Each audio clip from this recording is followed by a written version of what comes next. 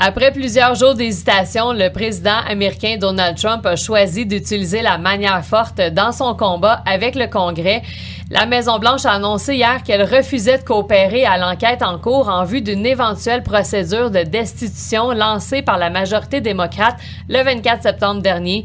Pour se justifier de cette décision, le président Trump avance que la procédure menée par les élus démocrates de la Chambre des représentants sur l'affaire ukrainienne n'est ni légitime ni impartiale.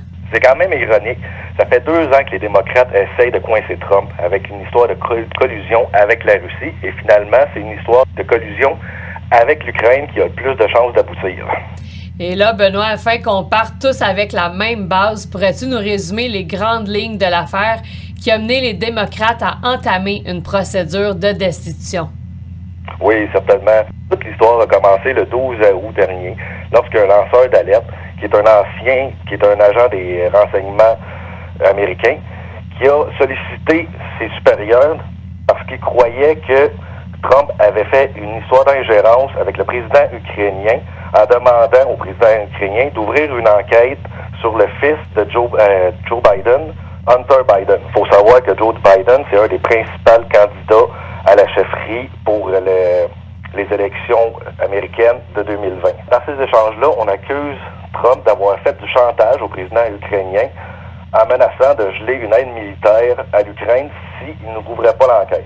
L'affaire a grossi dans les médias et tellement que l'affaire devenait grosse, le président Trump a décidé de rendre publique la transcription des communications qu'il y avait eues avec le président Zelensky. Et qu'est-ce que cette retranscription-là dit?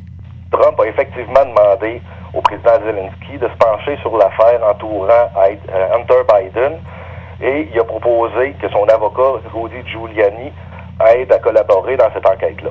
Cependant, il n'a pas demandé formellement de rouvrir l'enquête sur les Biden et dans les transcriptions, il n'y a aucune place parle de chantage sur l'aide militaire qui était promise. Toutefois, les démocrates ont décidé d'aller de l'avant avec la procédure de destitution, prétextant que le président américain a tenté de faire des gains politiques avec son rôle de président. Et maintenant que la procédure est lancée, c'est quoi la prochaine étape? La destitution, ça se fait en 2 temps. Premièrement, c'est la Chambre des représentants, environ comme notre Parlement, nous, qui décide si elle doit lancer la procédure ou pas.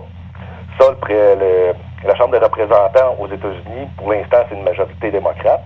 Et lorsque le vote est pris, on se demande si le dossier est assez gros pour envoyer le président vraiment dans la procédure de destitution. C'est pas eux autres qui décident si le président est coupable ou pas.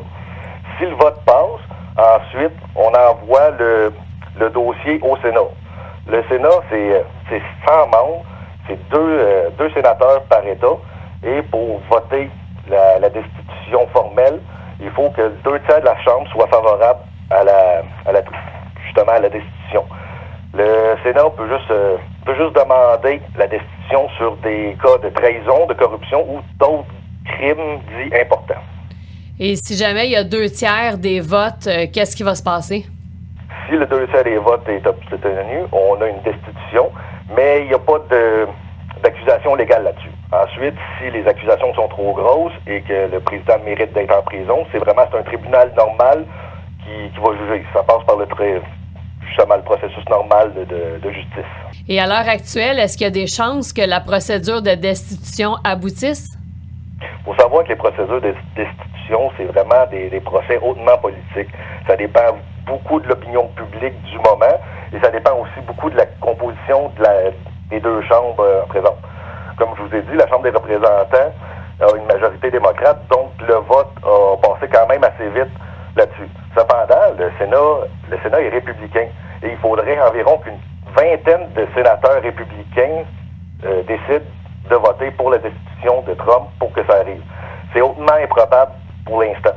Mais il faut savoir que l'opinion évolue beaucoup en ce moment. Il y a encore 2 semaines, il y avait juste 35% des électeurs américains qui pensaient que la destitution était quelque chose de probable ou de voulu.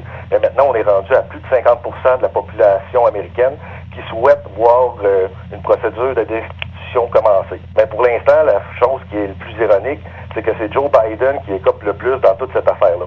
Oui, on voit dans les derniers sondages qu'il s'est fait rattraper par sa plus proche rivale, Elizabeth Warren.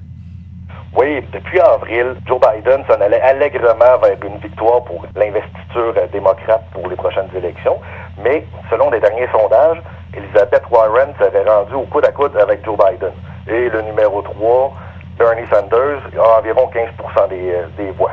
Le truc important à savoir, c'est que cette histoire-là, ça ressort quand même les vieux dossiers de Joe Biden. C'est quand même, il a été vice-président pendant 8 ans, donc il a pris plusieurs décisions clivantes, si on pourrait dire. Et donc, le fait qu'on parle du dossier ukrainien, ça ramène dans l'actualité une histoire que peut-être que Biden voulait peut-être qu'on mette sous le tapis. Toutefois, si Trump réussit à survivre à cette procédure d'impeachment-là, Warren, ce serait vraiment sa meilleure adversaire. Comment ça? Ben parce que c'est une personnalité beaucoup plus clivante que Biden. Biden est vu environ comme un centriste, un modéré, quelqu'un de présidentiable avec l'expérience. Tandis qu'Elizabeth Warren est beaucoup plus à gauche, beaucoup plus clivante et elle a beaucoup moins de chances de pouvoir allier les indécis et les voteurs du centre. On aura sûrement la chance de reparler de ça dans les prochains mois parce que les élections présidentielles sont encore dans plus d'1 an. Oui, le 3 novembre 2020. Ah, OK. Merci beaucoup, Benoît. Merci à toi. Bye. Salut.